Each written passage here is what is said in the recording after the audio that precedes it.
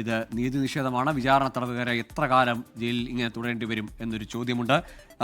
മുമ്പ് ഒരിക്കൽ കൗശിക് രാജ് എന്ന മാധ്യമപ്രവർത്തകനെ കാണുമ്പോൾ ഉമർ ഖാലിദ് ചോദിച്ച ഒരു വാക്കുകൂടി പ്രസക്തമാണ്. ജനങ്ങൾക്ക് ഞാൻ ഒരു വാർഷിക സ്മരണ പുതുക്കൽ മാത്രമാണോ, എത്ര കാലം ഇങ്ങനെ, അല്ലെങ്കിൽ ഒരു അന്ത്യവുമില്ലാതെ ഒരു കണക്കുമില്ലാതെ ഒരാളെ ഇങ്ങനെ വിചാരണ തടവുകാരനായി ജയിലിൽ അടയ്ക്കാനാവുമോ, അതിലാർക്കും പ്രതിഷേധം ഉണ്ടാകാത്തത് എന്ത് എന്ന് ഉമർ ഖാലിദ് ചോദിക്കുകയുണ്ടായി എന്ന് കൗശിക് രാജാണ് ട്വിറ്ററിൽ കുറിച്ചത്.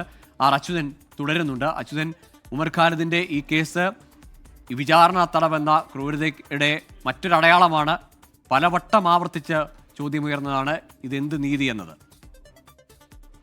തീർച്ചയായിട്ടും ഗോകുൽ, അത് നീണ്ട കാലയളവ്, അതായത് 5 വർഷം പിന്നിടുമ്പോൾ ഇതുവരെയും ഈ കാര്യത്തിൽ ഉമർ ഖാലിദിനും പ്രതികൾക്കും അവരുടെ ജാമ്യാപേക്ഷയിൽ ഇതുവരെയും ഒരു അനുകൂല തീരുമാനം ഉണ്ടായിട്ടില്ല എന്ന് തന്നെയാണ്.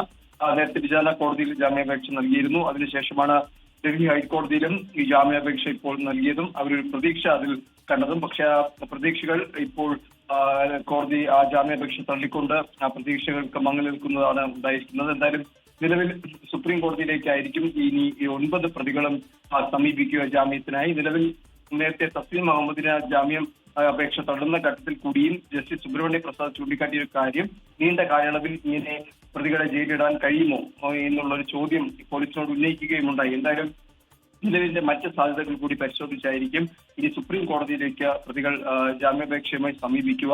എന്തായാലും പ്രോസിക്യൂഷൻ വാദം ശരിവെച്ചുകൊണ്ടാണ് ഉമർ ഖാലിദിന്റെ ജാമ്യാപേക്ഷ, ഉമർ ഖാലിദ് ഉൾപ്പെടെ 9 പ്രതികളുടെയും ജാമ്യാപേക്ഷ ഇപ്പോൾ ഡൽഹി ഹൈക്കോടതി തള്ളിയത്. ശരി, ഉമർ ഖാലിദ് അടക്കം 9 പ്രതികൾ, അതും ഡൽഹി കലാപവുമായി ബന്ധപ്പെട്ട ഗൂഢാലോചന കേസിലെ പ്രതികൾ, അവർക്ക് ജാമ്യമില്ല. അവർ അങ്ങനെ വിചാരണ പോലും ഇല്ലാത്ത കേസിൽ വിചാരണ തടവുകാരായി തുടരും.